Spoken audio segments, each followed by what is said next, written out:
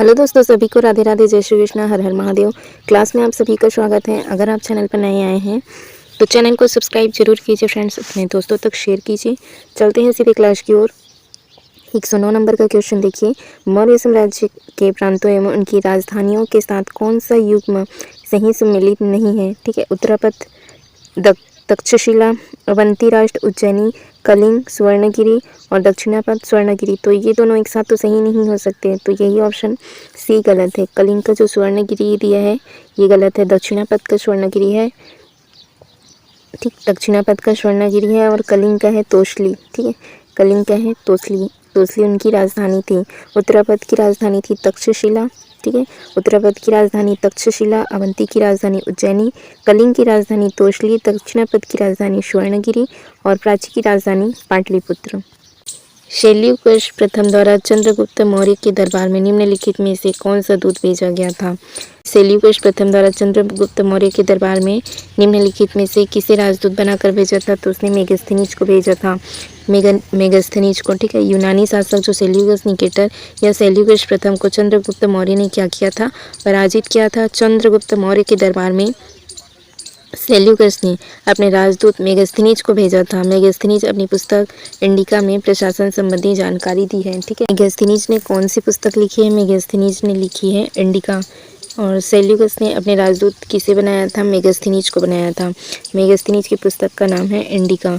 ठीक, फिर देखिए खारवेल के जो प्रसिद्ध हाथी गुफा है, हाथी गुफा शिलालेख से में उल्लेख है कि खारवेल ने अपने शासन के 11वें वर्ष में तमिल राज्यों के संग त्रिमीरा देश संगठन का विनष्ट कर दिया, जो लंबे समय से खतरे का स्रोत बना हुआ था।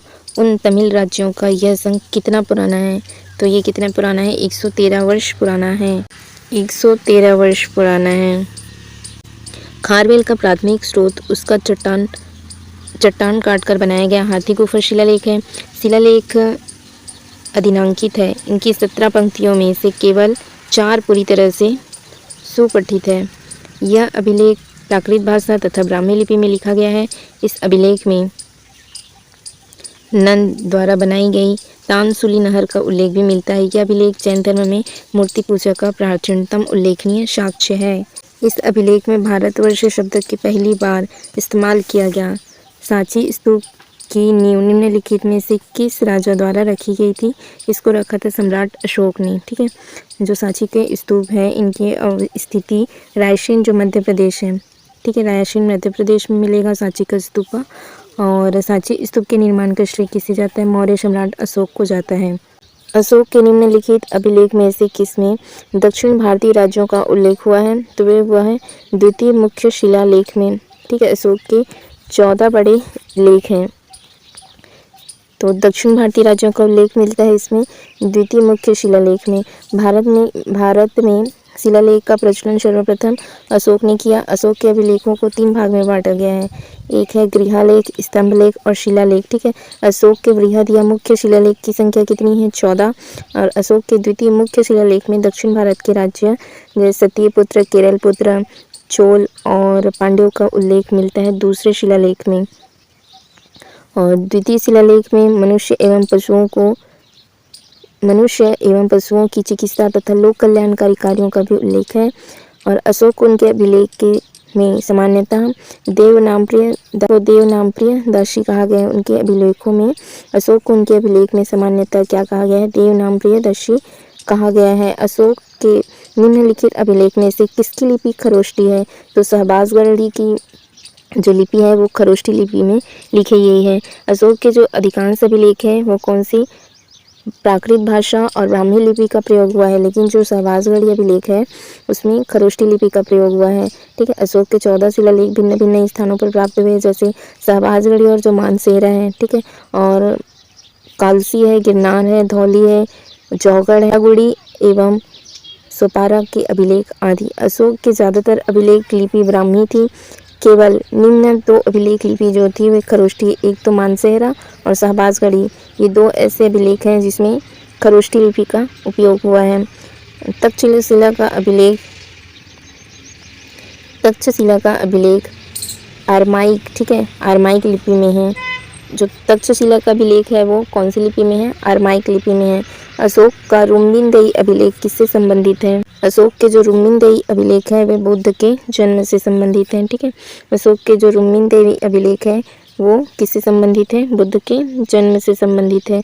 रुम्बिनदेही स्तंभ शिलालेख में अशोक की लुम्बिनी यात्रा यानी कि बुद्ध की जन्म स्थली यात्रा के बारे में उल्लेख है। दरअसल अशोक ने अपने राज्य अभिषेक के 20 वर्ष बाद लुम्बिनी जो बुद्ध की जन्म भूमि की यात्रा की और रुम्बिनदेही लघु स्तंभ लेख को स्थापित किया। बुद्ध की जन्मभूमि होने के कारण अशोक ने लुम्बिनी ग्राम का भू राजस्व कितना 1/6 से घटाकर कितना कर दिया था? 1/8 कर दिया था। अशोक के सांची के जो स्तूप है वो कहाँ मिलेंगे आपको? मध्य प्रदेश में। अशोक के सभी अभिलेखों का विषय प्रशासनिक था, किंतु जो रुम्बिनदेही अभिलेख का विषय क्या था? आर्थिक था। ठीक है, क्योंकि उसने क्या किया था, इसमें भू राजस्व को 1/6 से घटाकर कितना कर दिया था? 1/8 कर दिया था। उनके जितने अभिलेख हैं वे राजनीतिक से संबंधित है, किंतु ये रुम्बिनदेही अभिलेख है वो आर्थिक विषय था। भाब्रू स्तंभ के अशोक ने स्वयं को क्या कहा है? इसमें मगध का सम्राट कहा है। ठीक है, भाब्रू स्तंभ में अशोक ने स्वयं को क्या कहा है? मगध का सम्राट कहा है। और उन्होंने अपने अभिलेखों में, उनके अभिलेख में ज़्यादातर किन नाम से जाना जाता है? उसे देवनाम प्रियदर्शी के नाम से जाना जाता है। निम्नलिखित में से किस मौर्य शासक ने कलिंग की लड़ाई के बाद युद्ध करना छोड़ दिया था? तो सम्राट अशोक का हृदय परिवर्तित हो गया था कलिंग के युद्ध के बाद। उन्होंने क्या किया था?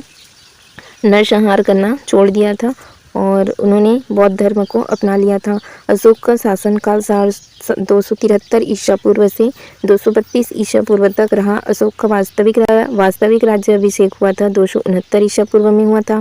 राजा बनने के पहले अशोक उज्जैन के क्या थे? वे राज्यपाल थे। अशोक मौर्य सम्राट चंद्रगुप्त मौर्य का पौत्र था। ठीक है, चंद्रगुप्त मौर्य का बेटा था बिंदुसार, बिंदुसार का बेटा था अशोक। तो ये चंद्रगुप्त मौर्य का क्या हो गया? पौत्र।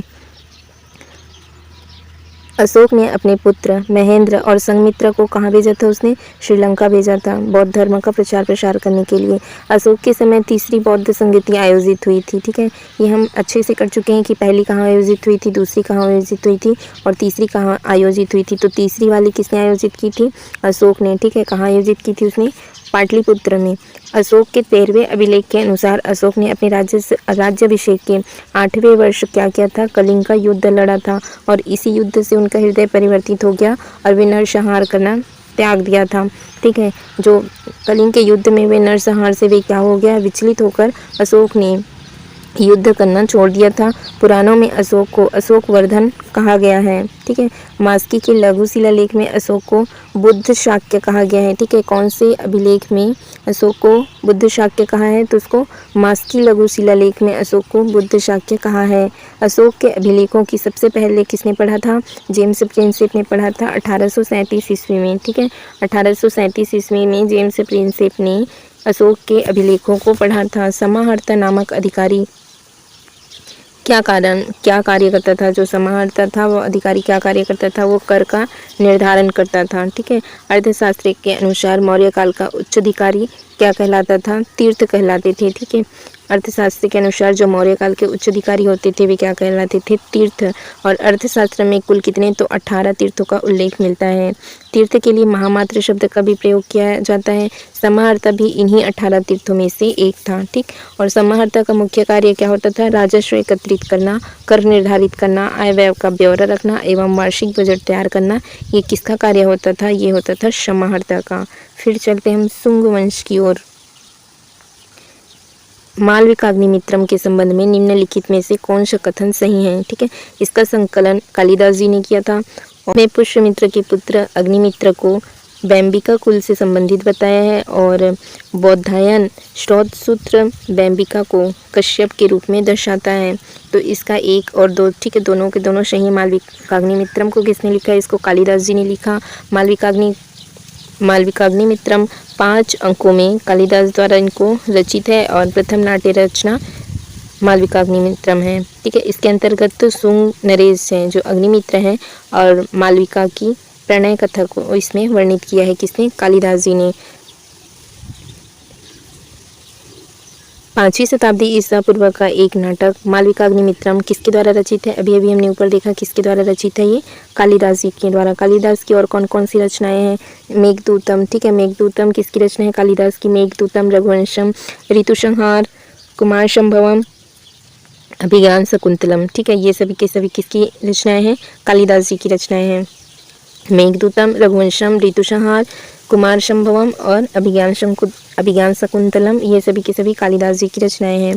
पुष्यमित्र जो कि अंतिम मौर्य सम्राट, किसको मारा था इसने? बृहदत्त की हत्या कर दी थी और उन्होंने शुंग वंश की स्थापना की थी। पुष्यमित्र शुंग ने इसकी हत्या कर दी थी और एक नए राजवंश की स्थापना की थी। निम्नलिखित में से उसका कौन सा राजवंश था? तो पुष्यमित्र शुंग कौन से राजवंश का था? शुंग राजवंश का था, ठीक है। शुंग वंश के संबंधित महत्वपूर्ण तथ्य देखिए इनकी। शुंग वंश के संस्थापक कौन है? तो पुष्यमित्र शुंग इनके संस्थापक हैं। शासनावधि पूछा जाएगा 185 ईसा पूर्व से 75 ईसा पूर्व तक रहे। पुष्यमित्र शुंग क्या थे? एक ब्राह्मणवादी था, ठीक है। और मरहुत स्तूप के निर्माण का श्रेय किसको जाता है? पुष्यमित्र शुंग को जाता है। पुष्यमित्र शुंग ने 2 अश्वमेध यज्ञों का अनुष्ठान किया था धनदेव के अयोध्या अभिलेख के अनुसार, ठीक है। पुष्यमित्र शुंग का राजपुरोहित कौन था? पुष्यमित्र शुंग का राजपुरोहित पतंजलि था। फिर आता है कुषाण वंश। किस प्रसिद्ध शासक को द्वितीय अशोक के नाम से भी जाना जाता है? किसको? कनिष्क को, ठीक है। और किसे? कनिष्क को द्वितीय अशोक के नाम से जाना जाता है। कुषाण वंश का संस्थापक कौन था? कुजुल कड़फिसस था, ठीक है। और कनिष्क कुषाण वंश का सबसे महान शासक था। कनिष्क को किस नाम से? तो द्वितीय अशोक के नाम से जाना जाता है। कनिष्क की 2 राजधानी थी, एक तो थी मथुरा और दूसरी थी पुरुषपुर, ठीक है। शक संवत कनिष्क द्वारा चलाया गया था। कंधार शैली कनिष्क के शासनकाल में काफ़ी विकसित हुई। कौन सा कुषाण शासक इतिहास में बौद्ध धर्म के महान संरक्षक के रूप में प्रसिद्ध हैं, जिन्होंने चतुर्थ बौद्ध संगति का भी आयोजन कराया था? किसने कराया था?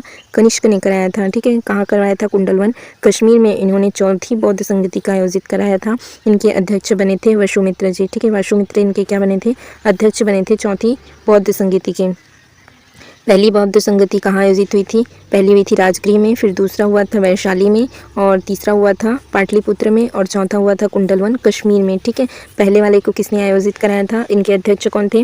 महाकश्यप अध्यक्ष थे। पहले के अध्यक्ष महाकश्यप थे, दूसरे के अध्यक्ष सभाकामी थे, तीसरे के अध्यक्ष मुगलीपुत्तिष्य थे, चौथे वाले के अध्यक्ष वसुमित्र थे, ठीक है। तो इस तरह से 4 बौद्ध संगति हुई थी, ठीक। ये हम डिटेल में कर चुके हैं, आप देख सकते हैं। फिर आगे हम कल से कंटिन्यू करते हैं। आज की क्लास यहीं रखते हैं, ठीक है फ्रेंड्स। आगे हम कल से करेंगे। चैनल से जुड़े रहने के लिए चैनल को आप सब्सक्राइब जरूर कीजिए।